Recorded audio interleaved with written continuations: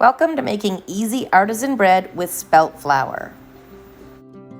So during the lockdown, I couldn't get flour anywhere, and I started looking around at alternatives, and what I found was milling my own flour at home. So I bought wheat berries, and I bought this KitchenAid milling attachment. It makes great flour. You can set it for different levels of fineness that you want. I have mine just on the second setting now, so it gives me kind of a fine grain. If I turn it up a little bit, I get more husk in my flour.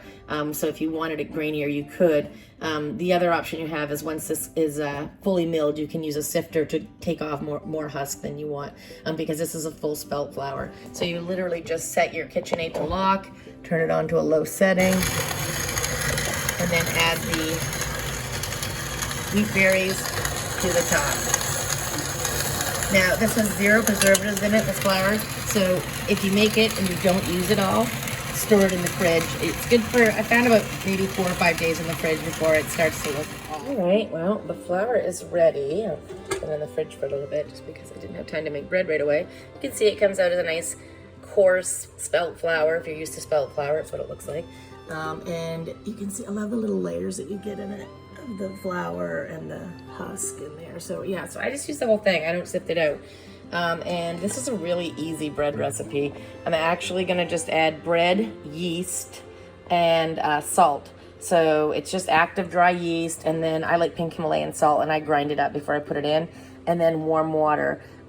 It's not a fancy recipe. I think I found it in the back of a Sky magazine, and it literally just calls for 6.5 cups of flour, a tablespoon and a half, I think, a tablespoon and a half of yeast, and a tablespoon and a half of salt, and 3 cups of lukewarm water. And I use my handy pal, my KitchenAid stand mixer, to mix my bread.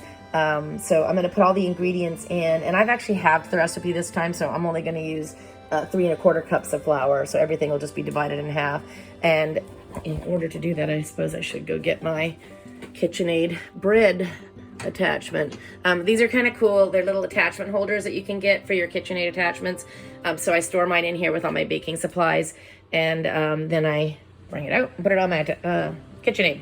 So okay, I'm gonna get everything in and then start the bread going. So I don't know if you guys can see down in there very well. I think you can a little bit, but there's just a tiny bit of flour at the very bottom. So I'm gonna give the KitchenAid a chance to pick that up with this ball of dough that it's kneading for me. And if it doesn't get it on a couple of spins here, I'm just gonna add a hair more water to it. But it's looking really good right now, so I don't think I need to. And lifting out my bread attachment, I don't want the dough sticking to it, right? I want it to come out clean, and then I know it's ready to go in and be proofed. So I am going to wrap that with my favorite thing, as everybody knows, is bees wrap,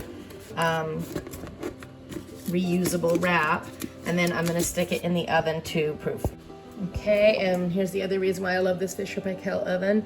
I told everybody yesterday how much I love my oven, but it has a rapid proof setting on it. So I'm gonna actually just put that on, and I'm just gonna set it to warm, because you shouldn't have it on too high. Let's open it up, and we're gonna stick this in. And yes, the breeze wrap does tolerate that. It's not very warm, that's why I wouldn't put it in a hot oven. And then I'm just gonna leave that in for a couple of hours. So Alexa, set a 2-hour timer, please. 2 hours. All right, and I will be back when it comes out. Okay, the bread is ready to come out of the proving drawer. There it is. Spelt flour never rises quite as far as other flour for me, but it's a good size bigger than it was when I put it in, which is all I really wanted. Okay, I have some of the flour that I made before that was back in the fridge. So I'm gonna use this as I knead the dough and add some spices to it and herbs to it. So I have 2 things I'm gonna do today. I'm gonna make 1 loaf of savory and garlic, and 1 loaf that's a toasting bread, which I usually add some antiviral herbs like nasturtium and calendula and echinacea and chamomile and some yarrow. I even have some yarrow in there today. All of which are kind of good for the belly, good for the soul, but they give it a nice color too, really, and they don't hurt it in the bread. So I like the look of them, so that's what we're gonna do. So I'm gonna divide this into 2 different loaves, actually. And I'm gonna do, first I'm gonna do the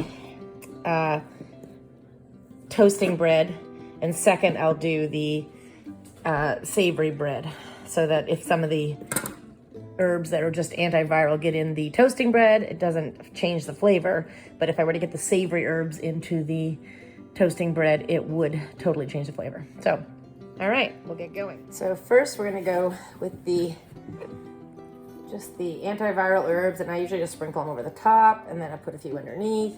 I'll knead it a little bit. I'll keep adding a little bit of flour from the bowl, kneading these in as I go. Yes, my hands are clean. And then I'm gonna add a few more in, and that's the end of those. You can see they kind of work their way into the dough. What's nice about that is when you cut into the bread, you get nice little pretty purple, yellow, and red flowers coming up.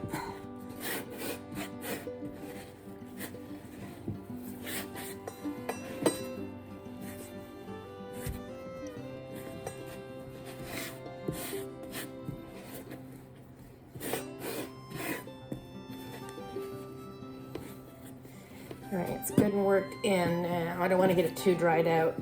So now I'm going to start just forming my loaf. So this one I'm going to put into just a regular bread pan, ceramic bread pan. So I'm going to make it a little bit longer. So I'm just, as I knead it, I'm just going to shape it a little bit too. And you'll see me pulling it back towards myself on the block, and that just kind of gives it a nice rounded edge.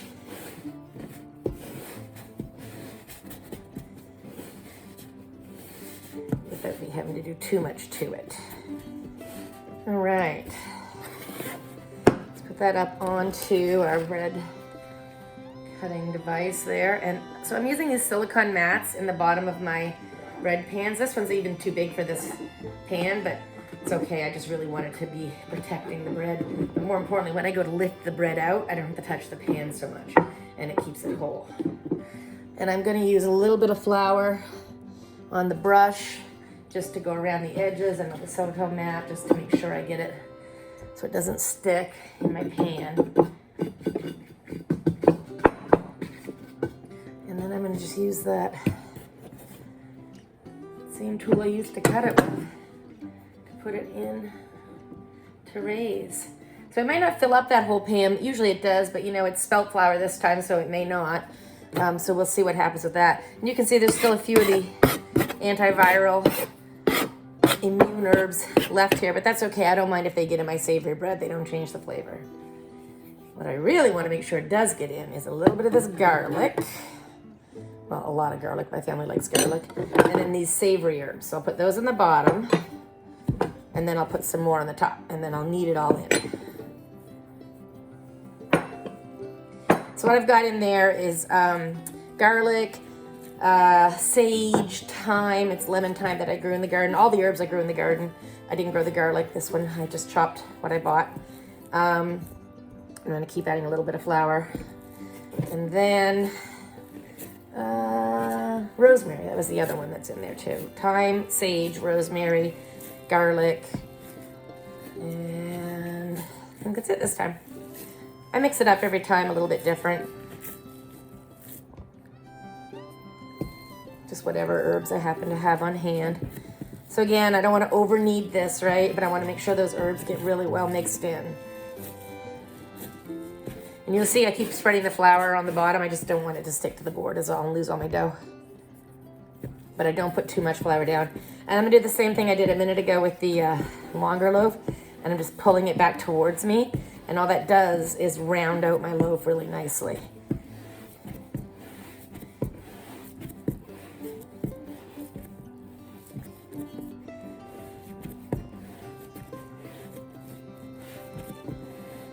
Gives me nice rounded edges.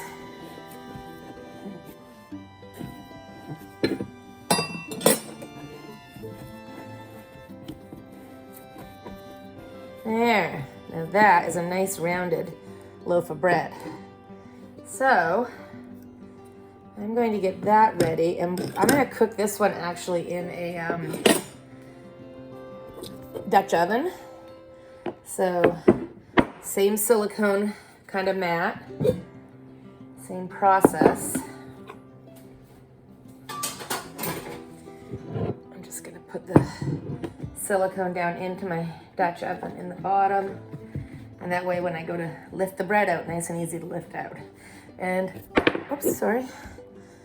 I'm gonna use the same flouring brush that I was using a second ago to get some more of that flour on top of this pan so it nothing sticks to the sides when I'm cooking it. And then I'm just gonna lift it right up and set it in. Okay, there you go. If you guys can see that. Let's move it around in there a little bit. So the other thing I like to do when I've got bread in, rising, so that the steam doesn't break open my bread, is I take a razor and I'm just gonna cut a little pattern in it, and I'll show it to you before I put it over to rise while I heat the oven. But I'm just cutting a little pattern in this so that as it cooks, it doesn't break the bread, it comes up through the cracks that I've already created. Okay.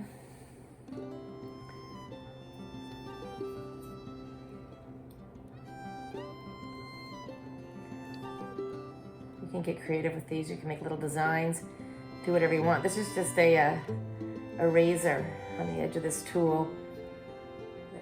Actually, the tool came with my proving baskets that I bought, and I think I use the tool more than I do the proving baskets. It's got a nice sharp edge for cutting those steam vents in your bread.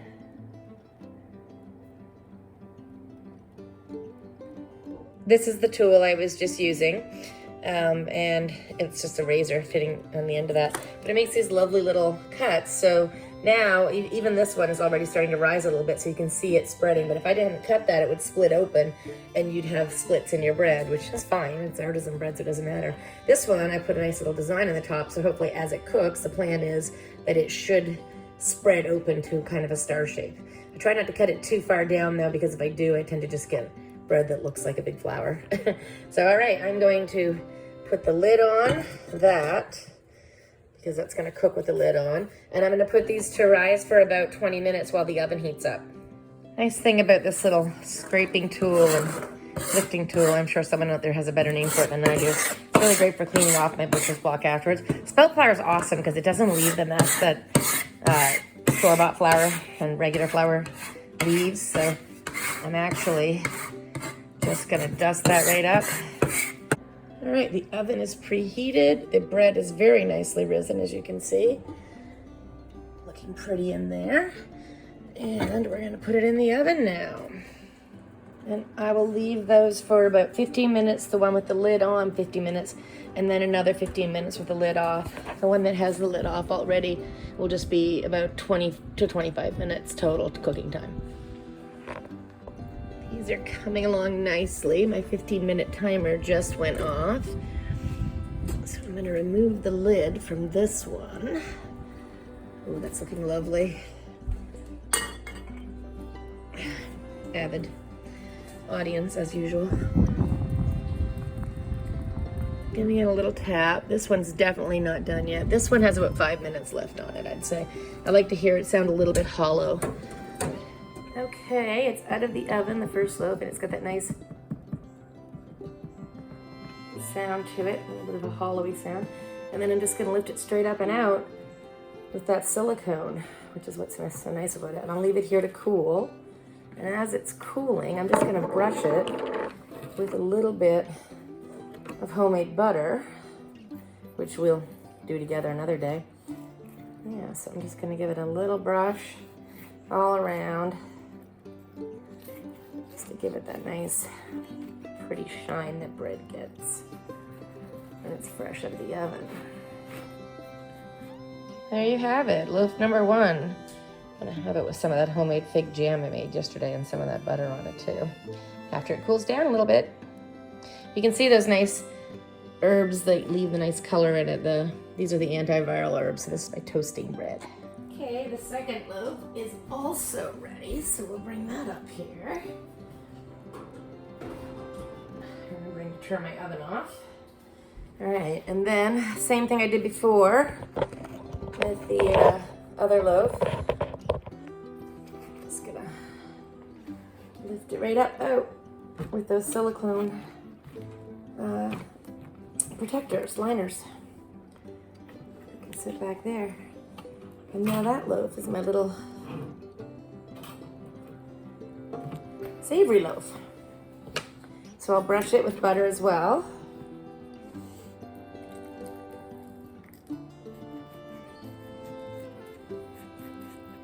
And then let it cool too.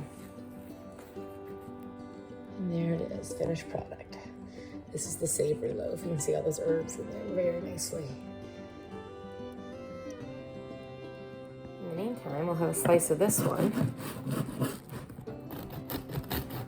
It's got a nice little crust on it that slices very evenly, nicely. And look at that on the inside, so pretty. Every now and then you just get a little fleck of herbs and color in there, which is nice. Slather that up with a little bit of this butter.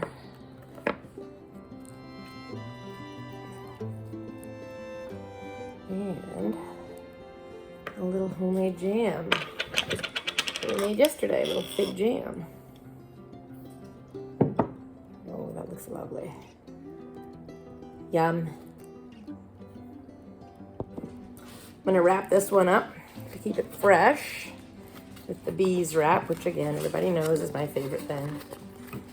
Seals it all up nicely. And on this end, do the same thing. And then I can put it over in the bread box. Lovely.